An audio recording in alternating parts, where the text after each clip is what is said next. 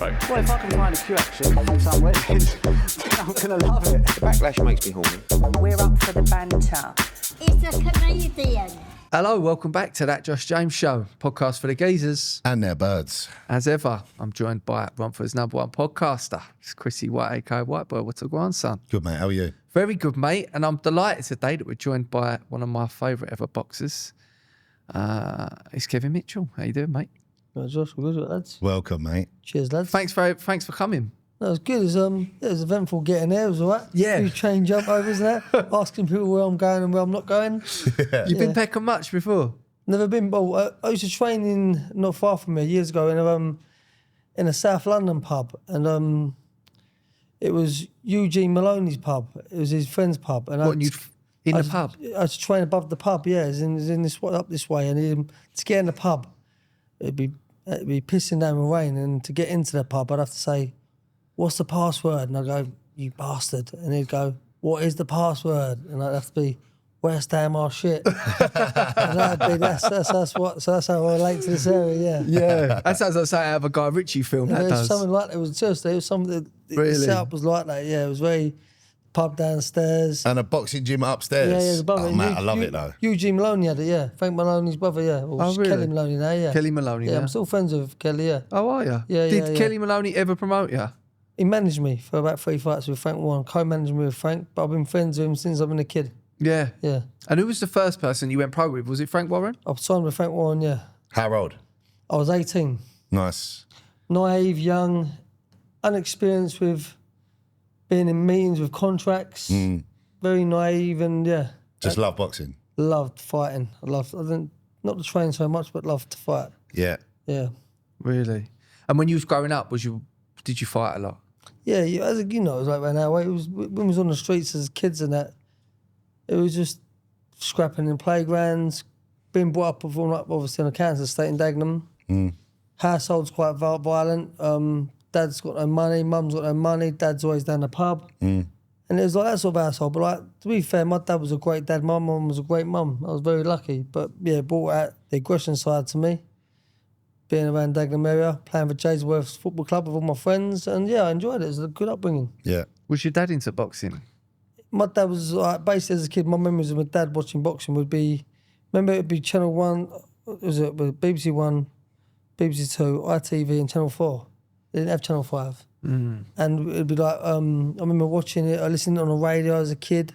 I can remember coming back from London and listening to a Bruno fight on the radio. No, back then nobody had no money. Everyone was skint back from Dagenham Council Estates and that, and listening to Bruno fight on the radio.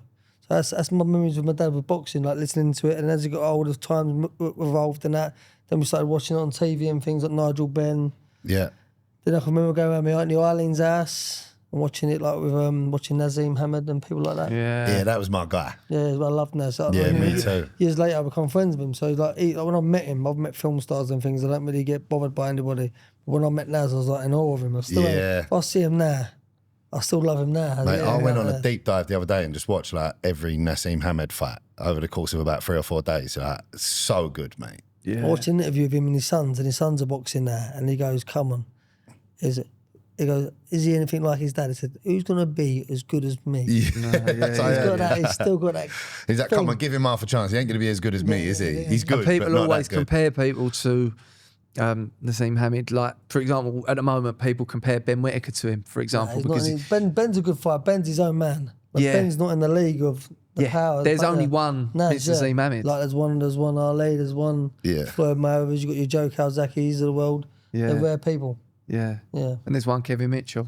Only one me. Yeah. Do you know what? It's funny because like I'm the same with, but when I'm such a big boxing fan, I always feel a bit of an all-round boxers. Yeah. You know, I think it's what you're into. You know, people that the thing you're into. If you meet someone sort of from that world who you follow a lot of and whatever, and when you meet them, it's a bit like because I remember being in Marbella, and you was there, yeah. You was just got arrested. No, I don't know if you've been arrested yet, but I can remember you ran the pool. I just got arrested. I got off of it, yeah. Oh, did you? I was about 24, 25. I was young. See, again, still young, naive and making mistakes, yeah. Yeah. But I remember you was round the pool and you'd had a few drinks. And I can just remember you shadow boxing. And someone went to me, "Oh, look at that geezer, he's shadow boxing." I was like, "Yeah, you don't want to say anything to him. He's Kevin Mitchell. He'll knock you out." No, I'm never really that violent. Really, I've never been that bad. I've never been like. I've always had a good laugh. I remember being out there with my mate. I was out with the Dirts. I was out with Ricky Atkins. I was out with Gary Page. There's a load of North London boys out there with us. So you'd been arrested and you'd got off with it. What Yeah. was? Can you say what that was? Yeah, allegedly I got done for growing cannabis. Yeah, and Oh, really? Yeah, and basically they found me not guilty. And then I flew out. I was basically declared bankruptcy that weekend. It was along the time when I lost Upton Park. Right. And so they lost the world title for Upton Park. I was distraught. I split up with my family. I was with for 8 years, and I thought I'd let my kids down by splitting up with their mum. And I was just in a very dark place. Yeah. So that was that sort of time. I was only a kid. I was so bad, like ridiculously bad. Like back then, nobody spoke about mental health and depression and things. So basically, you just drink yourself into a splendour. All the time I was just boozed. I wasn't getting the money I was meant to be getting for the fights. I was contracted down. I was just getting. Can you swear on this? Say whatever you want, mate. I was just getting fucked. Yeah. You know, I was just depressed as fuck. Thinking all the career I've done, I got myself to this point in my career I wanted to earn millions. I was contracted down where I weren't going to ever earn the biggest fight of my life in Upton Park. The money was a fucking joke. And basically, I just thought, my life, I've split up with the family. I just thought my life's finished. Basically, yeah. And I blew about 180 grand in about 9 months. Really? Yeah, just depressed, so depressed with drinking and thinking my career's finished, split up with the family. Yeah, I feel like there was nothing for me. Yeah. Sneaky that though, isn't it? Think of the money you generate for these people. Yeah, and that's the hardship of it. So I've come back involved with the sport now, and I'm just about to build a gym in Upminster. I've been coaching now for about 10 years, boxing, amateurs and pros, and I'm now set up a management team with my mate Mark Taylor. Me and Mark have set up a management team. I'm setting up a gym with a lot of good friends of mine, sort of city band that are high-end business guys that are basically structured my business for me. These people wouldn't mind me saying their names: Kyle Feller, Alex Kalakis. You've got Julia Constantine. There's quite a few people that have been really helping me set my business up and plan it. Also, I like the gym with a bit of success. Yeah, it's so important, mate. Yeah, and I'm going to go back into the sport now and manage fighters and make sure the fighters don't get ripped off out of their money. You're going to be training kids as well? I do kids. I train all kinds of people. I've trained other kids this morning. I do people that are trying to get healthy. I do people trying to lose weight. I do kids that... eventually, what I will be doing with my gym as well, I'm doing a thing with my brother's name in it, 'cause my brother passed away 5 years ago, and it'd be a charity called In Vincent We Trust. So all the kids that can't afford it, gangs and stuff, that can't afford it, I'll make sure they get money and they can afford it. Nice. Yeah. What age you take them? I would taking them up from 7 onwards. Oh, okay. All right, my boy's just turned 6. I'll bring him in the next year, mate. Bring them down to me. Yeah, of course, yeah. You're not far from Upminster, are you? No, around the corner, mate. Because give people a bit of context that might not necessarily know. Obviously, you're born and raised in Dagenham. Yep. And obviously a massive West Ham fan. Yeah, huge and result. your first world title shot, was it for the The WBO interim. WBO interim? And it was at Upton Park. Yeah, it was the biggest household ticket sales in Frank Warren's history at that time, or roughly around that sort of time, yeah. So I sold 24,000. Those are the times when Ricky Atten selling MEN at was 15,000, and nobody could really sell the O2 Arena out on their own really back then. No. And I'd done Upton Park at 24,000, yeah. So it's quite a big ticket sales. Which is obviously bigger than would have been bigger than what the O2 was. Yeah. The O2 was just under 20,000, I think. Yeah. Right, and obviously, yeah. I mean, those problems that you spoke about, that must be hard in the fact that your whole life had sort of led up to that moment. Yeah. And then it didn't go how you wanted it to go. I had a lot going on at home. The training camp was ridiculous. The training camp was so bad. I was having days off. But basically it's like hindsight. It's like, but where I'm at now as a coach, it stands me in good stead to look after the next one. So I tell kids, listen, if you're not in shape, I'm pulling the plug. Yeah. Yeah. Well, I know. Did you go into that fight half in shape then? No, wait a minute, in shape. Really? Basically, I knew my brother come in the dressing room and he slapped me around the face. He went, what the fuck you playing at? Normally I'm like a wild animal now. I'm on point. Yeah. I'm switched on. Just weren't ready. No, my head was up my arse. I was split up with my family. I'd had 3 or 4 months of that going on. I was still boozing. Yeah. Just shows, Like, innit? You got to be prepared. You're going to get in there. Yeah, you've got to be 100% mentally, 100%. Half of any fight, physical fighting, is mental strength and having a strong head. Well, it's a lot of things in life, isn't it? Yeah. And to also have the pressure of really a whole area behind you. Because I remember being at school when you had that title fight. Obviously, I'm not a West Ham fan, but, you know, everyone I went to school with West Ham. Yeah. So they're like... Yeah, that, like, people like, as mad as it is, AJ done like a podcast thing the other day, and he said, what's your like, growing up of being like, watching a fight and like being a big fan of, and he went Kevin Mitchell versus Casidas. Yeah.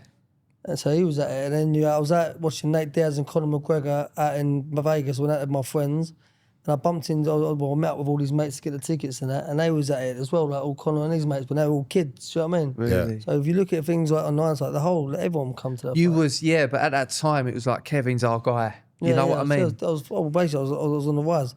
But as soon as you can be up there, Yeah. they drop me down there. Yeah.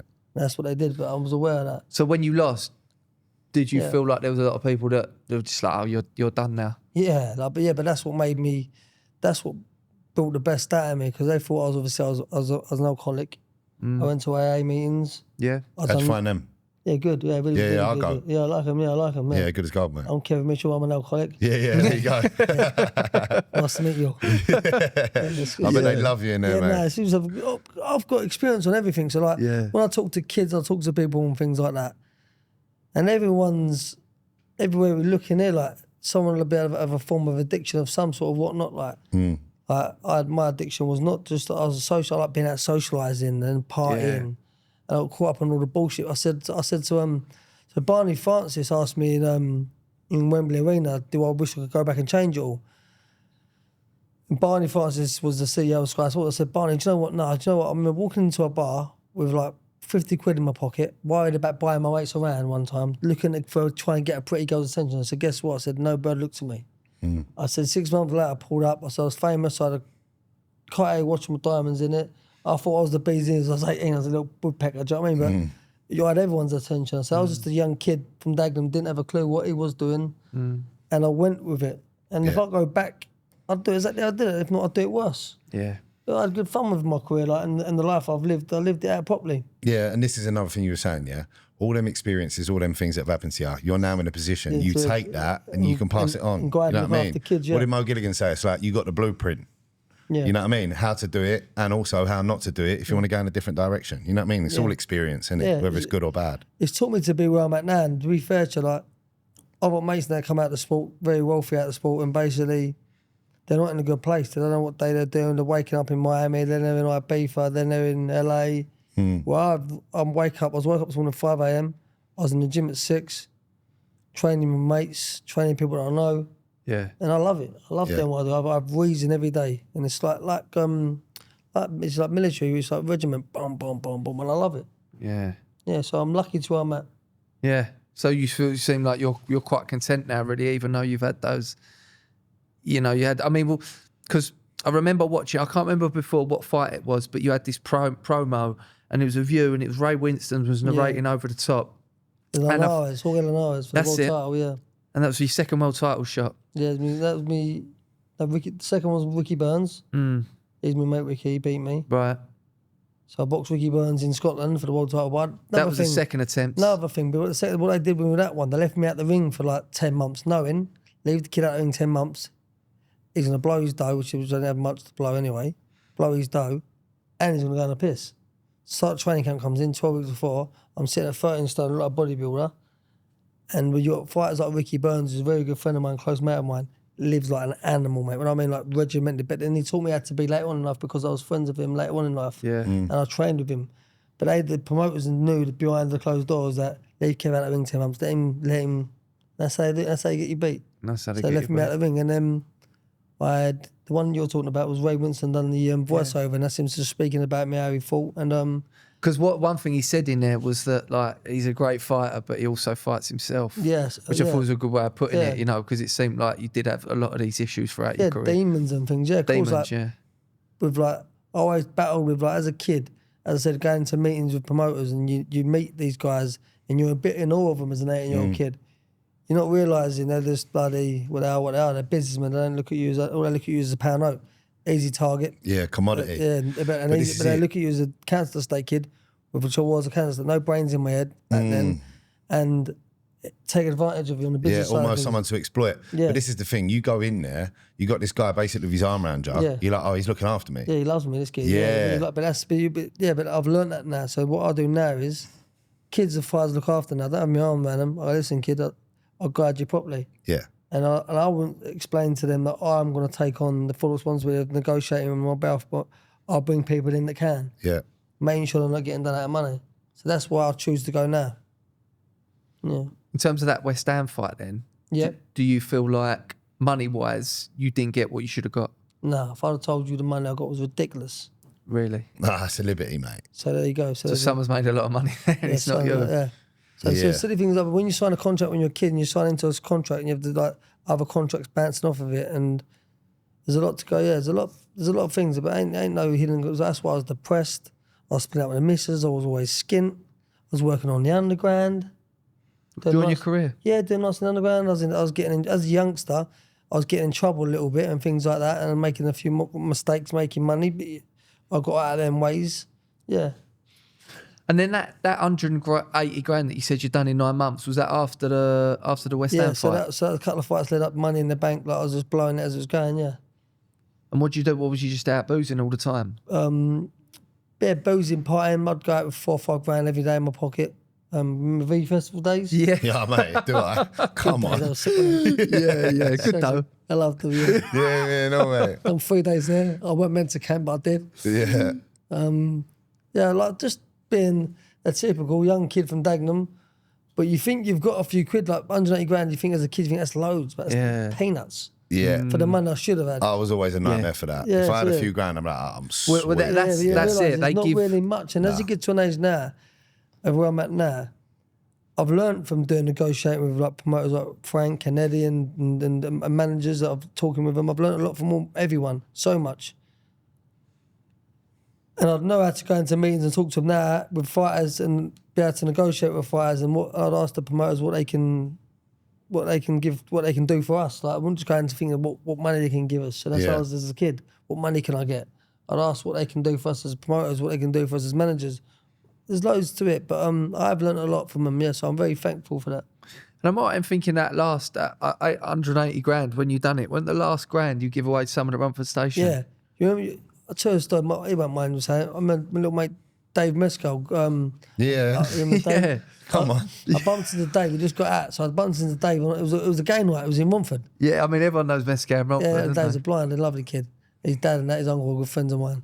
And I bumped into him in the bar. I don't even remember this. I imagine you would remember. I speak to him sometimes. And I give him I remember walking past an homeless geezer, an army boy. And I remember thinking, I've been blowing like 4 grand. If I didn't have 4 grand on me, 5 grand on me, I thought I ain't got enough. If I hadn't had 2 grand on me, well, that's not enough to have money on me. That's not enough money on me for the night out. And I remember looking at this geezer thinking, how bad's my life? I'm depressed. Look at that poor fella. We'll pass him under Romford, the archway bit. Yeah, I know, They yeah. sit, don't they?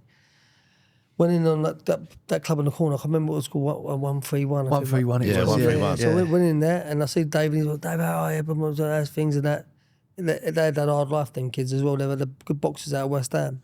I give him something like 300 quid, something silly like that. And I think I got booze like I've been boozing for like 9 months. I thought, fuck this. Get out of here now. Go out of here. I pulled a grand out. Remember the £1,000 strips in the bank and the wrap around it? I pulled a score out of it. I give it to him. Got in the cab. So I lived at the car drome. Know the car drome? Yeah, no, car I drive. lived at the car drome. So I got him in flat. Woke up the next day. Bankrupt. Skin. Put on the piss in. Yeah. I was depressed. I was suicidal. I was so bad. Yeah, like fucking I had suicidal thoughts. I was in a things of course. I was in a bad place. But What was the turning point? well, turning points make you laugh. I was in the Cross Keys pub in Dagenham, which is my good pub. I love my Cross Keys pub. It's where all my fans come from. A lot of old school boys used to drink in there. And I was trying to open this crab stick. 5 minutes. 5 minutes. 5 minutes on this crab stick. I'm the only man barred from the Cross Keys for drinking too much in there. Right. So they barred me for boozing too much. But I got this crab stick. My mum come in and my dad coming together. My mum and dad come and got me. Obviously I was just in a bad place. No, I'm not touched the gym, boozing, in and out of hotels. It was disgusting. And mum and dad together, two of them together, it broke me. I said, listen, you got to get your life back on track. You either make come back get off this booze, it's gonna kill you. And you know, I thought, fuck it. I started doing AA meetings. I went to a few AA meetings with a few of the boys and that. Basically, yeah. And I still go to them every now and then with a good friend of mine, Tommy. And I ain't been for a long time, but now I hardly booze now. I might booze once a week.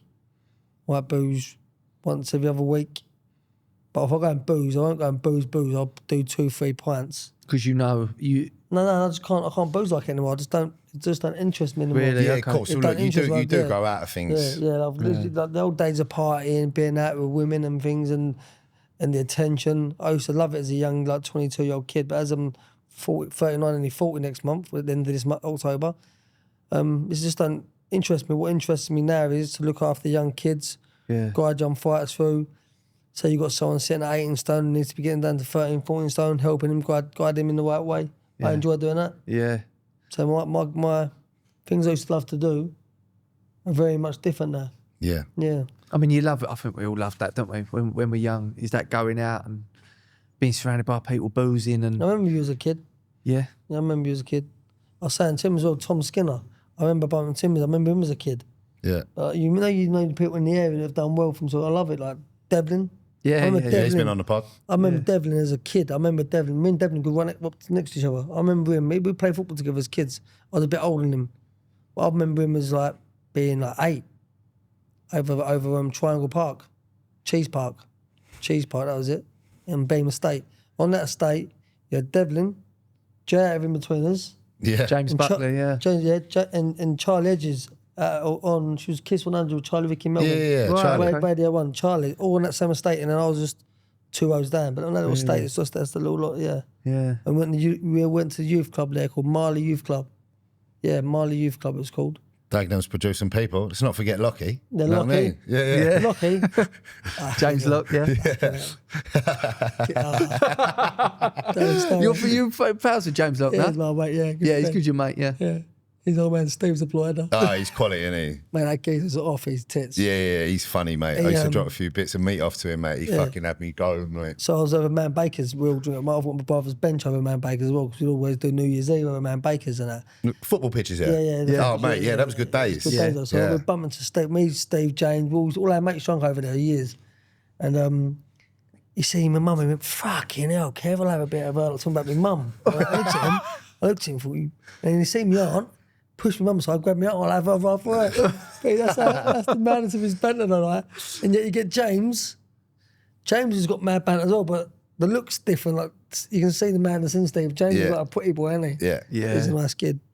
Yeah, he's That's how done you well. got on Towie, I suppose. Well, at the time he got on Towie, I helped him get on Towie. Yeah. I can remember him going on there, him and Dan Osborne, and they wound me up about him. Obviously, because I'm friends with a lot of it, Joey and fucking Mark. And I said, yeah, like he's like James is a good friend of mine, but he wasn't really a good friend of mine. But I'd see him out in the club. He was a bit younger than me. They come round my house and started filming around my house and that about getting him on there. And I said, the one you want him on there is Dan Osborne. I said, because we used to train in Gold Gym together. I said, because they're both good-looking boys, both strong, and they'd be perfect for the show. Which they was. Yeah. Yeah, and I remember it. Yeah, like years back. They didn't try and get you on there, did they, Kev? They asked me to go. I said, nah. Nothing.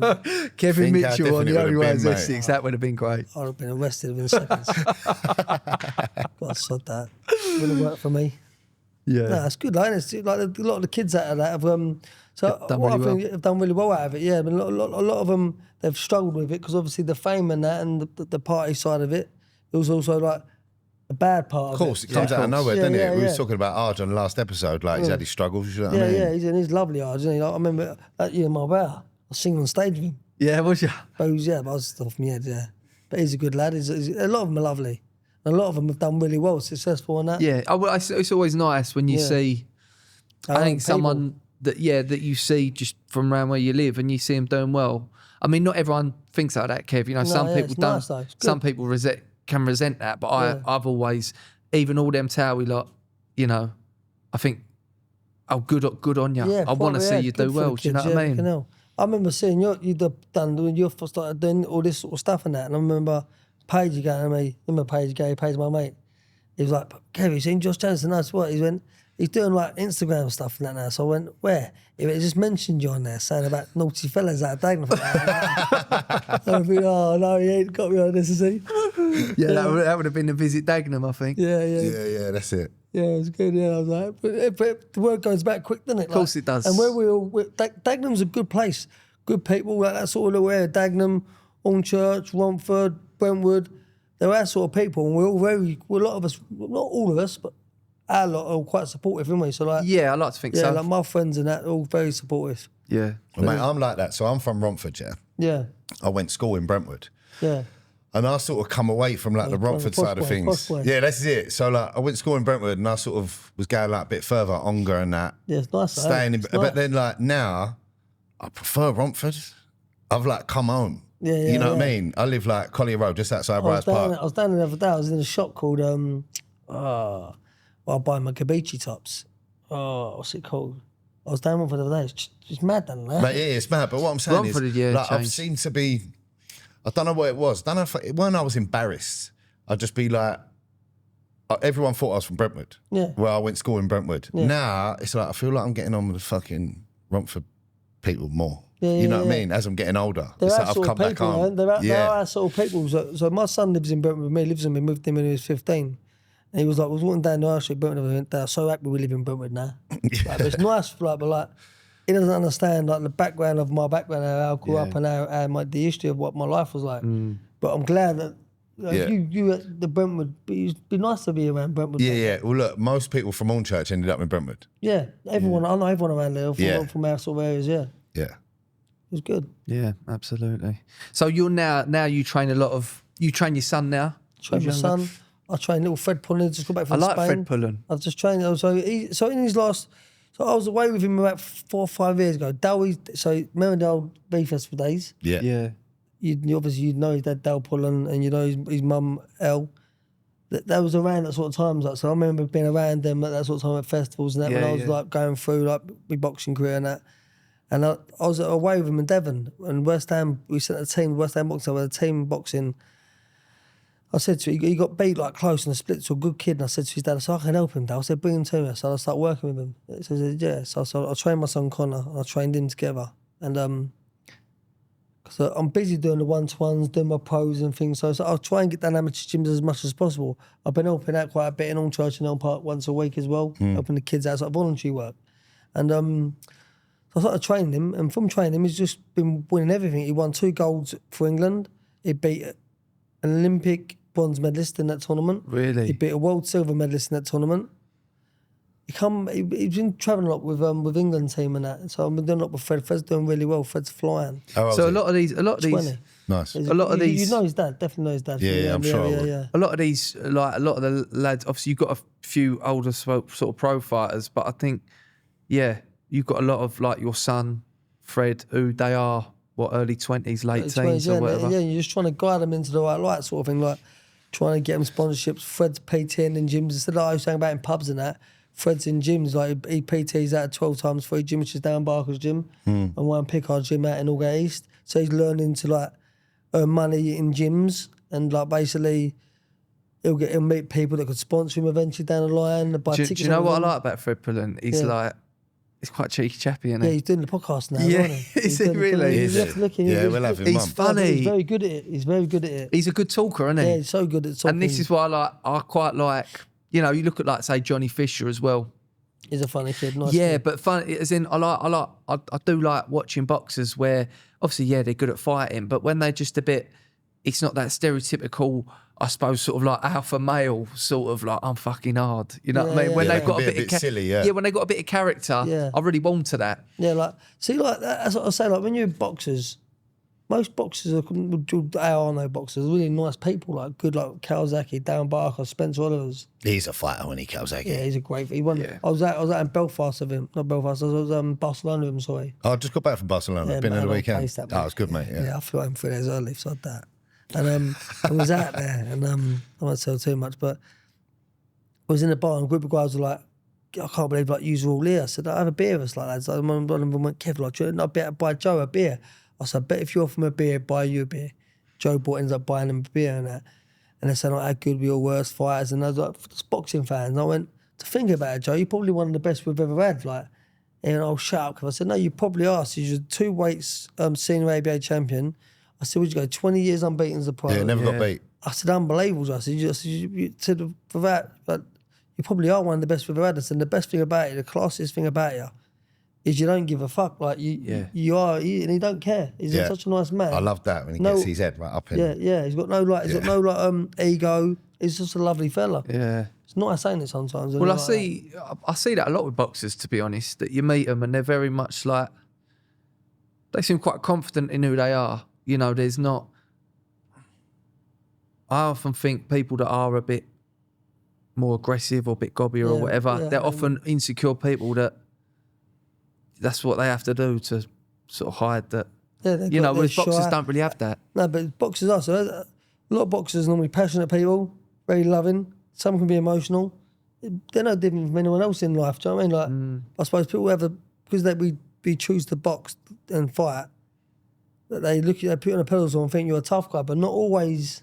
Yeah. Majority the ones I know, just general nice people. Did you ever have that a lot through your career of people trying to, not necessarily in the ring, but just in everyday life? Bars and pubs. Yeah, would try and test you because they think, oh, he's the boxer, I'm going to try and have a little go. bit of ag sometimes. A lot of people come unstuck.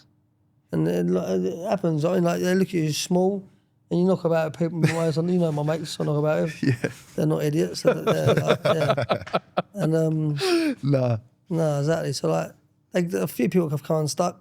Now, what is going through these people's heads? Oh, he's a pro boxer, let's start on him. Oh, you- I'd be like, definitely don't start on him. You do get it. And then, like, as I've got older, I let things go now. Like, when I was younger, I was hot-headed. I'd just go on the turn. But as I got older, I can't be arsed with it. But I wouldn't even, I'm not like it. I can't be arsed with it. As a youngster, where I was like training hard all the time and I was always dieting, always losing weight, so I was quite aggressive anyway. You could go off the switch. But as I'm older now, I like let people off now. Bit more laid back. Yeah. And there's no need for it, like, because the truth in it is, most fellas, they're drinking, they're on drugs.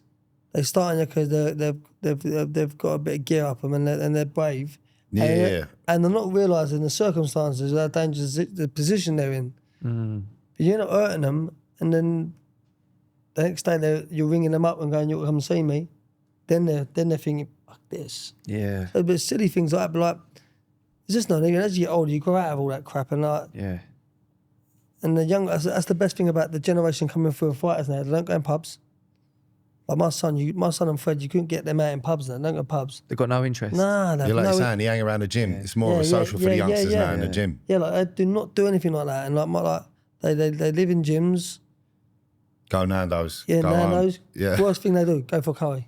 Yeah. Like, and that's like, they've got their girlfriends. They have like, it's easier life. Like, when we was all kids, I think it was our generation, like yourself, like you've done AA meetings and that. Yeah, we was like the last ones that proper had a go. Had to go, yeah. Oh, God. Yeah. Yeah, But we it was a bit, but looking back on it, being a boxer was stupid because being around clubs, pubs, and sport, and you think like it was ridiculous. Don't Yeah, mix. but I don't blame you. You know, like you were saying, you got 50 quid in your pocket, you want a bit of attention from a girl, You don't then all know. of a sudden you get it. Yeah.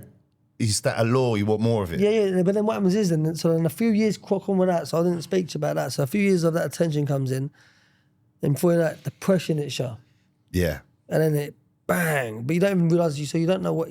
Back then I didn't know it was depression because it wasn't spoken about. I know now. Back then I know now. Looking back, it was brought back depression, but like it was just because. So you just go straight on the booze and hit the booze. Yeah, that's the only answer. Yeah, just try and bury it, didn't you? Bury it, and try and find the bars and try and keep going with everyone and that. But by looking back at it, I was just probably very depressed. But generation of kids now, they don't go pub. The worst thing, where you going, Con? Dad going for a curry, fancy it? Like his mates all make some wine and we're going to play paddle. Yeah. Like that sort of Great thing. game. Yeah, great game. Yeah, great game. So, but like that sort of thing. So the generation, I suppose, from us, the young ones have learnt from us not to be like us. Yeah. Yeah, absolutely. Who was so your time you was with loads of different promoters. You was with Frank Warren. You was with Eddie Earn. Yeah, Frank was all right. Frank, yeah. Who for you was the better promoter, Frank Warren or Eddie Earn? I found what Eddie said. I found with Frank what Frank said. You didn't get. Like, Frank would tell me one thing, but then it'd be totally different. But I think that looking back on them with Frank for business wasn't doing so well. So do you understand? It's like you don't know how Frank's doing, like with the company was doing. Right. I'm just one of his fighters. He might have had 40, 50 other fighters. So like looking back on it, it's easy to badmouth people and say this and that. Should he have treated me better? Most definitely. But looking back on things now, I'd say Eddie treated me. Eddie was better. Yeah, to be honest. Because Eddie was the promoter you was with largely towards the back end of your career, wasn't he? Yeah, right at the very end. And realistically, when I got with Eddie, I should have been retired. I'd done so many years partying and training. Like looking back, and I was 27, 28. I should have. After the fights I'd have been in by then, I should have been financially set up where I could have just retired. Yeah. But you had to have another go. I had to have another crack at the whip, and and it was like even then that Linares fight, I got good money for the Linares fight, but not enough money to secure my life, my kids' life, and my family's life. Yeah. But the next fight after that, if I'd have won that, which I was winning that on points, I only lost through cuts. The next fight after that would have been a mega payday against Collar, and I'd have got a big percentage of the pay-per-view, and I'd have gone and earned fortunes. Yeah. So the Linares fight, did you lose it in the last round? Lost it I think it was in the 10th through cuts. 10th cuts, Yeah. but you was up. I was up 4 You was rounds winning. Up. Yeah, I was winning. You had him down though, right? I had him or was that down, in the yeah. second? I had him down in the 5th with a right hand. Oh yeah, great right hand and all. good right hand, Just but collapsed him. Yeah. Yeah. He's a man as it is. He's a gentleman. He's a lovely man. Yeah. Nothing's personal like that, but like when you win, you win, you lose. But realistically, it should have gone back to scorecards because I was cut for head clashes.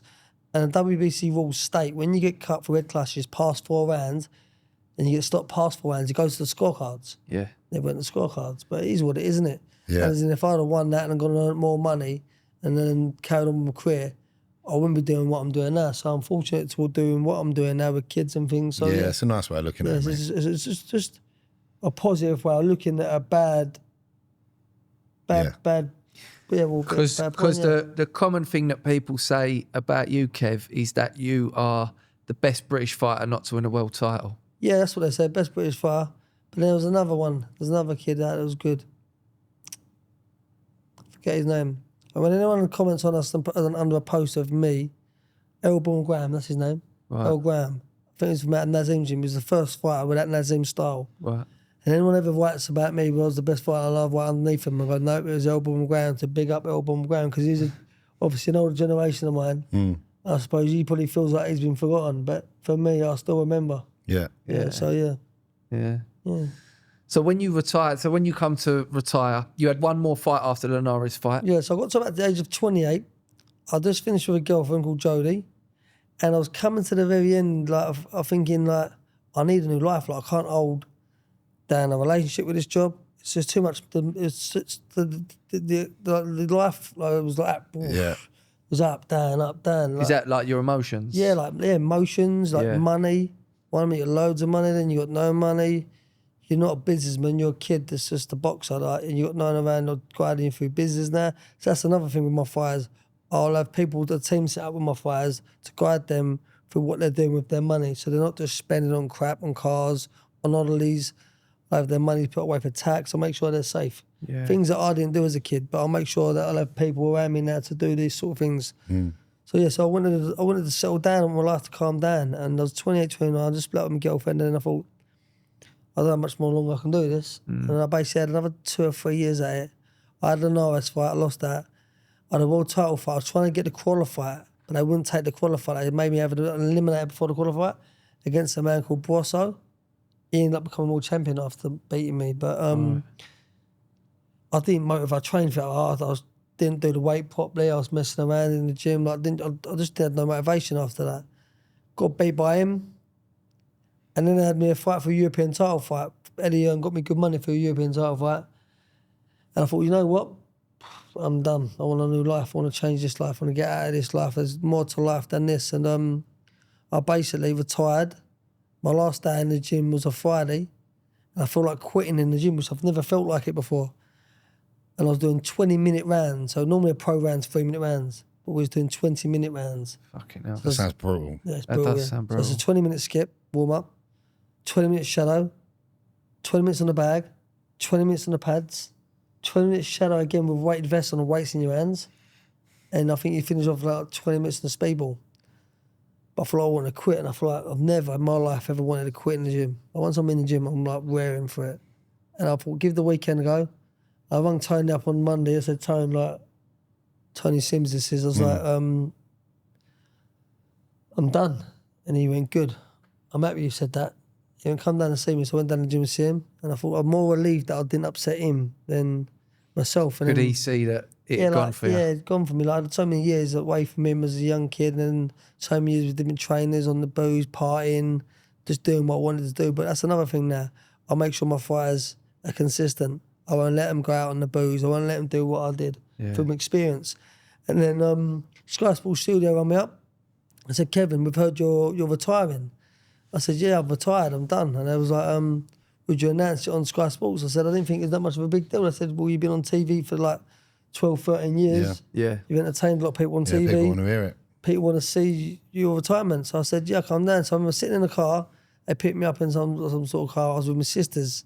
Because my sisters and my brother, we always really supported each other. My family, very close-knit. I was sitting in the car, I remember thinking, thank fuck I've retired. Yeah. Yeah, it's like this took my relief off me. It was unbelievable. It was unbelievable relief. It was like, I knew I was going to go into boxing coaching and that, but I didn't know where my life was taking me. I didn't know where I was going to go, because you think all my life then I'd earned money through boxing. I always trained to fight to earn money. And it took me now 9 years after boxing, I'm 8, 9 years into retirement, to actually start training again. I've started training now, so I've started to do little jogs, weights. Yeah. Because I've never had no motivation. My motivation when I was a kid to train was to fight and to earn money. Didn't get out of shape though, did you? No, I'm never out of shape. I mean, I want to get back in shape. It's just Proper in shape. Yeah, for my head, for my mind, my body. Mate, it's so good for your head training. Yeah, definitely. Yeah, I've been training. So, and I've gone into now. I've had like 8 years, 9 years out of retirement now, and I've now figured out what exactly I want to do. I want to manage kids. I want to put set a management team up where I'm managing fighters and all kinds of sportsmen really. So I'm going to set a management team up with my friend Mark Taylor. And I'm about to build Mitchell's Amateur Boxing Club. Or Mitchell's, but it's not with Amateur, it's Mitchell's Boxing Club. That's going to be in Upminster, yeah? It's going to be in Upminster, yeah. Do you know whereabouts in It's going to Upminster? be in Damon's Hall, Upminster, yeah. So it's got like, where the planes land, the airfield there. Yeah. Where We Are Festival is. Right. On the land there. So it's going to be Mitchell's Boxing Gym. And it's going to be a keep fit gym. It'll be boxing based. They'll have kickboxing in there. I'll have strength and conditioning coaches in there. Yeah. I'll have all kinds of PTs in there. I'll have classes going in there. Boot camps, fat camps. Yeah, sounds good, mate. I'll have all the gangs. But then once I've got the business up and running, that's successful, I'm then going to go into the schools. I'm going to work with my old PE teacher. I'm going to work with a police officer I know and go into schools and get the kids out of schools. Kids with obviously with backgrounds with bad parenting, kids out of gangs. And then like they're kids kids they are was like they ain't bad kids, they're just kids that ain't been guided. And then basically, and they might not be boxers, but if I can get a kid and give them some, it'll take me about 6 months to get into the kids as well, so for them to get their trust. Yeah. And get them on college courses, plumbing courses, electrician courses, and get them jobs. And would that be like in the areas that you grew up, like That'd be based in Barking, Dagenham, Upney, Romford, Hornchurch. You've got it. I'll help everywhere. Brentwood, all them areas. I'll be going to schools in all them areas. Kids, I'll be going to the Prues, Havering Prue, Barking and Dagenham Prue, where kids are struggling. And basically tackle kids and try and guide. If I can say if I'll get through 5,000 kids in the rest of my life, and I can save 100 of them kids and give them guidance, I've done a good job. Yeah, mate. And with doing that, I'll have my pros coming through as well. So, yeah. Yeah. Sounds like a good thing, mate. Yeah, it's a good plan. It's the plan. That's where I'm intending to go, yeah. Yeah, it sounds like an unbelievable plan. Yeah. Get used to the gym. Yeah, mate. Get me in. I'll come Yeah, down mate. with. Yeah, you'd enjoy it, yeah. We can. I do fancy myself on the pads now and again. Yeah, he don't know why, actually but- does. I mean, I've never boxed in my life. I love the gym, Yeah. but I don't really like cardio. You know what I mean? Yeah. So We'll see. it's mad. Like, I worked in the gym before, in a gym called in BXI on Baker Street, and I met a lot of good people up there, like Jason Atherton, and like, well, I see it because you got aggression in you. Yeah. Yeah, and Jason Atherton's a chef. He owns the City Socials, Pond Street Socials, and all that. Right. But he's like that. When I met him, like he's like but I wasn't aware he was a chef when I first met him. We were just mates, and he was so aggressive. But like, I taught him to like basically fight and box, and the gym took that out of him. Yeah. took the aggression out of him. Yeah, like channeled it. Yeah, channeled it. Yeah, like Yeah. the madness in him. But like, and over the years, I've become really good friends with him. Over like 8-9 years, I've become really good friends with him. And he still trains. I've left the city now. I'm in Essex now. Like training in Essex now. But like, he still works in the city with my mate who owns Jab Gym and that. He works in that gym. Jab boxing. Jab boxing, yeah. It's in, I think it's in Mayfair. Jab. George Vaness. George Vaness, yeah. Funnily enough. So he's in there just, now. Yeah, he's just moved to Victoria and he's doing like a launch on Thursday and I'm emceeing it. Yeah, so I put Jason in that gym. Right, okay. So the people I trained, like, you know, I don't train anymore. I put Jason in that gym, yeah. And it's mad to see like you zap the aggression out of him for punching. I trained a girl today called Gracie.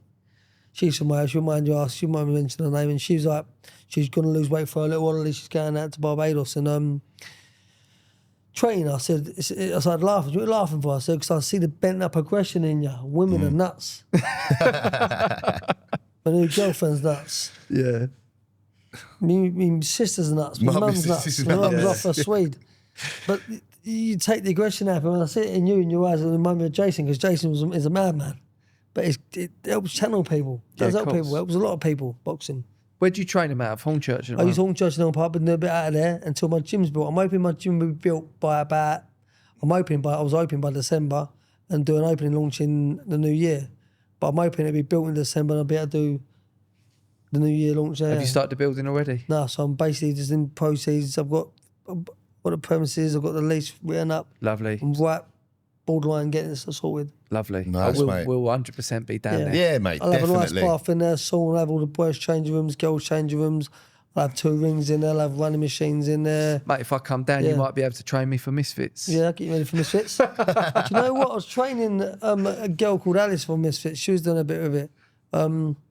Yeah, but I want to get Joey Essex. He was talking about it as well. Cause He was, yeah. doing the steps Josh James versus Joey Essex. Joey Essex. Misfits. Start, Mate, Joe S, Classic. he's in great nick though. Yeah, He'd fucking do me. We've done the Can he stairs. fight? Yeah, he can fight. Yeah, so Joey, he's on the steps of it. So Tony Sims is his uncle. Yeah, I know, yeah, Yeah, of course. so he's done it all his life. But he's a lovely fella, mate, yeah.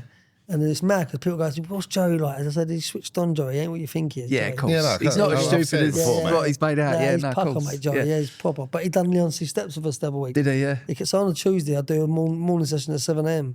He was the morning walking to come with us. 7 a.m. on a Tuesday. So 7 a.m, but the meet point's different.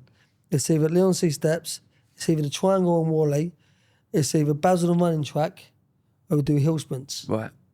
But the meet's different. Sounds horrible. No, but it's good because you get everyone together. It's really like the fighters get there, and a few of the people, few people that I train, clients and mates of mine that train, and we all meet and we all do it. It's good fun. 7 till 8, yeah? 7 to 8, about an hour class, yeah. An hour class. Mate, About I'm an hour all over session, yeah, that. it's good fun. But if I do get into Misfits, I need to come up with some sort of name, don't I? Like Yeah. maybe the Brentwood Bitch or something like that. You know what I mean? Brentwood Bomber. Brentwood Bomber. Yeah, that'd be better, wouldn't Yeah. it? Classic. We'll find something for you. Yeah, I'll be like George Liddard, but the Brentwood version. George's doing well, isn't he? He done I really trained well. his cousin this morning, Johnny Oakes. I trained his cousin, Johnny Oakes. Oh dear. I trained George for a long time. I trained George and Jimmy Sains. What do you think? This is one thing I wanted to ask you because I went to the AJ fight the other day. He got so much criticism. I was at that. Was you? Yeah, Yeah. I was I there. spoke to him 2 days before it. People are easy to criticise and speak about a fighter, speak about fighters and fights, but they don't understand the position that he was in, the stress that was on him, the pressure that was on him. Do you think that's what done it? Do you think it was No, the no, I pressure mean, of? It might have been a number of things. It might have been. Because I he don't know looked what- pretty composed. I think I coming spoke to to him 2 days before and he was in a good place. yeah. But his camp might have gone wrong, his camp might have gone right, you don't know. And also, he had a hell of a lot of pressure on him. Like, as I said, like, I boxed there once when I was younger. It was sold out crowd, like with George Groves and You was on that undercard. undercard, yeah. Because I But remember prior it to that- was. Prior to them on that show, I was the biggest ticket seller. Well, anyone on that panel was the Really? biggest ticket seller. There was all of us on that panel until that show. I was the biggest ticket seller prior to that show, and that show went, and then obviously that was the bigger one. But he had so much pressure on him, Josh. And do you know what I'm saying? I've not really said this to anyone before, but he on podcast, but he paid for my brother's funeral, Josh. Did he Yeah, really? it's good stuff. Yeah, my mum, when he started turning pro, and I was retiring, my mum taught him how to do. My mum gave him all the contacts for my ticket contacts, like my ringsides. Don't speak to them, they're messers. Speak to that one, they're good people. They pay properly on time, and that's before like the ticket companies come involved. Now it's all ticket companies. Yeah, of now, course. but like that was before them, and he paid for it. But mate, what he's done in the sport, people couldn't dream of what he's done. Nah. Not only has he's been Olympic gold medalist, he's become a world champion, he's become an icon in the sport. He brought more money to the sport overall than anyone I've ever known. Like, he's brought mega money and paydays to the sport. Like, his name, Canelo's also one of them. Like, them sort of names have brought mass money to the sport from the generations when I was fighting. And that's thanks to Josh. That's why people are getting big paydays now. And they're getting paid properly. Boxing wasn't what it was until, like, when you think about the generation, when he come on the scene, it's just gone up. It's gone massive. It has, ain't it? If you think about that's big, mate. You see For there, him. you said that he paid for your brother's funeral, which is unbelievable. Was that because of, did he have a relationship with your brother, or was that because of his relationship with you? Both. He knew my brother, he knew me, he knew my mum. He rang me up, was in the chapel of resting, was in Dagenham East. And then he said, Kev, how are you? I said, Josh, you out? He was like, yeah. I said, you out? I said, yeah, when you're a strong bastard, didn't you? I said, you have to be, Josh, it's life, mate. And he was like, Kev, is his mum there? I said, he called her mum. I said, mum's there. Yeah, he went, can I speak to her, please? Mum went, as we're sitting around this table, through grieving, bad happened. So that we were all about to kick off it. So we're going to bury him, brother. How are we going to get money? We've all got mortgages to pay.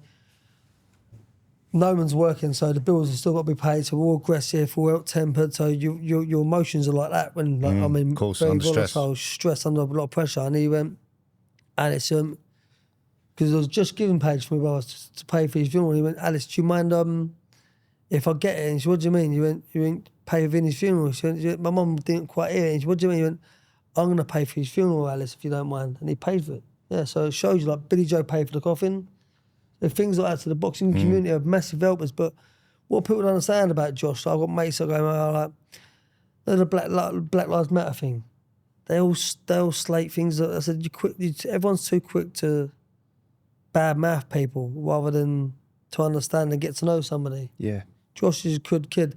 And people also were too quick to bad mouth him on the fight he fought on Saturday against Daniel Dubois.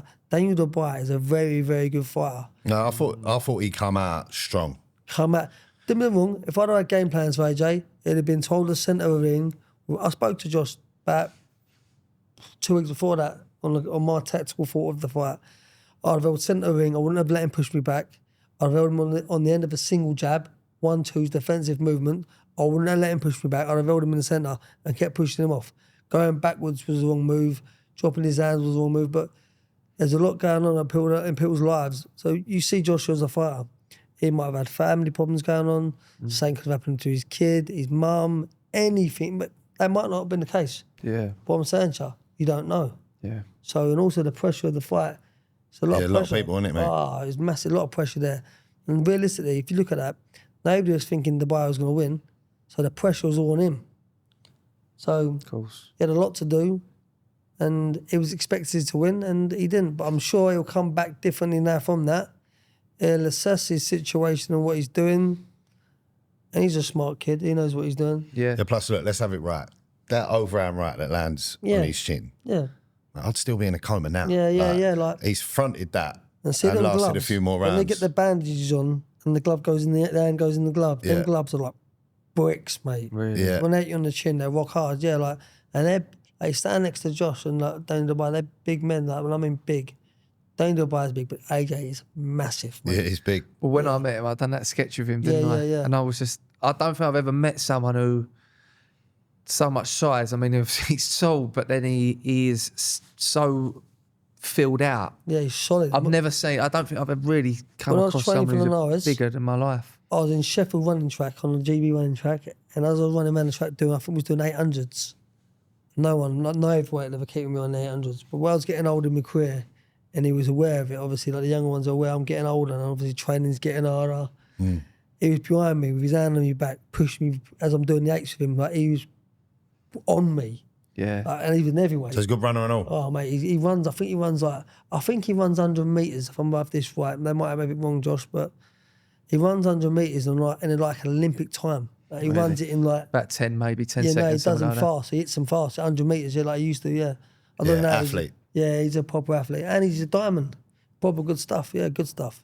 Yeah, I think with AJ, that's it. As a lot of people jump on that Yeah, that BLM thing, which I think massively what they're trying to do is really make the suggestion that AJ is somehow maybe racist against white people, which is just complete. No, it's fucking not. I'm telling you, of course it's not. Of course it's rubbish. He You know rings what I mean? me up. I remember my son was out in Marbella. And he was like, Dad, AJ. He ain't seen AJ since he was a kid. And he was like, he's now 19, 20 gone. Dad, AJ, he's in Marbella. So he's in the gym, I'm in. I said, go and see him, boy. He was like, oh, but Connor's like, he's a shy kid. I would have been like at his age. He's like, no, Dad. Like, I said, so I FaceTimed Josh. I hadn't spoken to him in about a year. He answered, he said, Josh, Connor's in the gym you at. And he's like, oh, where is he, Kev? I went, he's a good looking little sod with his hair combed over. I said, you're fine. He smiled. So anyway, Connor answered the phone. Dad, I'm with Josh. And I taught Josh how to strap his wrist up when he was younger to stop break his wrist.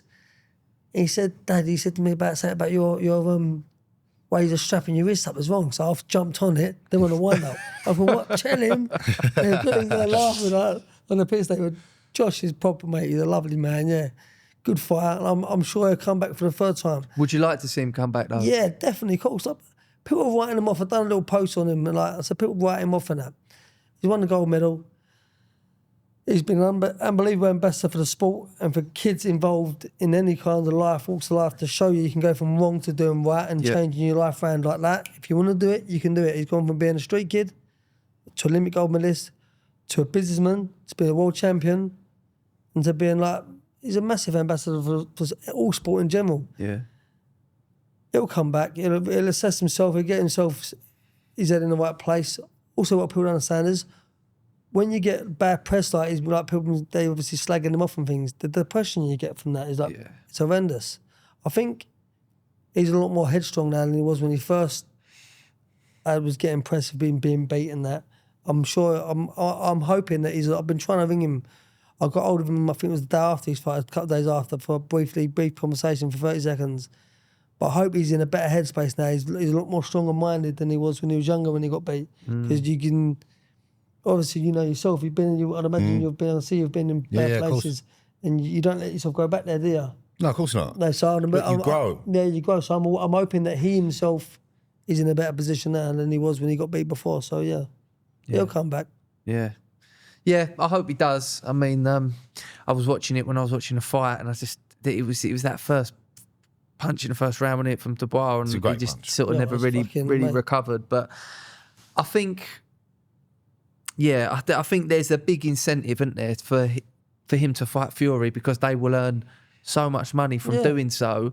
And but part of me thinks, is that right? I know there's loads of money to be made there, but actually, what's he got left to prove, really? Anthony Joshua, he's won all them world titles. He was so dominant when he was, probably at his peak. Yeah. And I just think... I think we do need to see that fight, though. Yeah, we do need to see it. And also, like, Tyson's a friend of mine. He's a lovely man. He's a lovely person as well. Like, most fighters in boxing are good people. And if they can go and get themselves another 50 million quid each for sharing the ring together, because what happens is they share the ring together, and then in 10 years' time, they'll be somewhere in a bar or in a restaurant, and they'll spend all night together. They'll be friends for life. Yeah. Like I thought Ricky Burns, he knocked me out. I thought John Murray, I knocked him out. But if we're ever anywhere, we're together. Really? Yeah, with like anyone in the boxing world, if you ever bump into them. Yeah, you get like a bond. Yeah, you're like a love for each other. Like, and so there's no, if they can go and get themselves that sort of money, look after their families, secure their families a little bit more than what they already have done. Yeah. Their generations down, do so. Yeah. Yeah. Absolutely. Well, Kev, thank you so much for coming on, mate. Thanks for having on, lads. Yeah, appreciate you, mate. I'm going to get you on the old Misfits, I think. Yeah. He'd probably do a bit better than I would, I reckon. Although I do think there'll be a lot of people who would tune in to watch me. Yeah, there you go. AJ. I think there would be a lot of people who would tune in to watch me get my head caved in, to be honest. But no, you do well, I'm telling you. You do well. Yeah, it's good what you've done here as well. What you've done with this is really good. Thanks, mate. As in the podcast and that. I like seeing your Instagram posts and that. You got to come. You got to come. I'm on tour next year. You got to come. I'm doing the Queen's Theatre in Hornchurch. Yeah, no long as take the piss out of me. Yeah, so come along. Ginger Cabby done me, didn't it? Ginger Cabby. What did he say to him? So I was hiding in the back of the room. The one for ball comes in with a new bird, didn't he? Pretty new bird. He terrorised him. Yeah. So you got a new bird now, have you? She's a good sort, and she know you're famous. I'm not mugging him. Like, it's classic. Then I'm hiding, and he goes, "Oh, Mr. Mitchell's in the house." I thought, I see him quite a lot in Brentwood High Street. Yeah. And he went clicking his knuckles, talking out of bollocks, spitting. I went, shut up, you fat ginger bastard. And it just sort of crossed him, but if he was at the front, the one football comes in with his new brand, just right up the front with it. Yeah, what's he up to? Yeah, You got a at the back, mate. The best. It destroyed him. Yeah. The best one I've heard Crazy Ginger Cabby say, because obviously he's cousins with James Argent. Yeah, James Argent, and also James Frank Argent Smith. was on the front row, and he goes, Arge, the only one to be addicted to cocaine and put on weight. I remember that. Yeah, I remember that. I'll tell you what, that had me creasing up. So But in lockdown, watching you in lockdown, not doing your things and that. yeah, Like you in lockdown was terrible, wasn't it? Just sitting indoors, bored, going for walks. But I'd watch all the podcasts and things. I was just laughing, mate. I was sending them away, mates were sending them to each other. oh, top man. Good Well, Kev, stuff. I've always been a massive fan of yours, Yeah. mate, and I've always followed your career. So to have you on and have you join us, mate, Thank you. I'm really delighted. So Next time I come to Peckham, I'll make sure I've got a vest on. I'm safe. yeah, and we'll come once the gym's done. We'll come down. Maybe Yeah, we'll maybe sit down. I'll bring my boy as well. Maybe He's a local, so where are you now? Where are you close Romford. by? Oh, you right near us, yeah. yeah. So what we'll do? Maybe bring the camera down and you can put us Yeah. through our paces. Yeah. What about that? Be good, yeah? Yeah, Definitely be nice. good to us, yeah? Appreciate you, mate. Brilliant. Thanks Take care. Thanks No for problem. having me, yeah. Cheers, Kev. Top man, mate. What they got to do on the Blind, mate. YouTube, white boy? Go to Josh James's YouTube channel. That's where you find this podcast. Leave us a like. I think it's worth it. Come on. We've got the Romford GOAT. You know what I mean? Yeah. Subscribe to the channel. Leave us a like. Hit the bell icon if you never want to miss an episode. Lovely stuff. And tickets for the tour, they're flying out. First leg is about 82% sold now. Still tickets to the second show at the Queen's Theatre in Hornchurch. I think Leicester Square might be gone now. But the second leg is coming on sale soon, and we're hitting up Manchester, Liverpool, Bristol, Newcastle, Glasgow, all these places, and a very, very big one in London. So it might well be on sale by now, but and if it is, fucking go buy the tickets. But if it's not, keep an eye on the socials. They'll be out soon. And we'll see you all next week at River Dirty.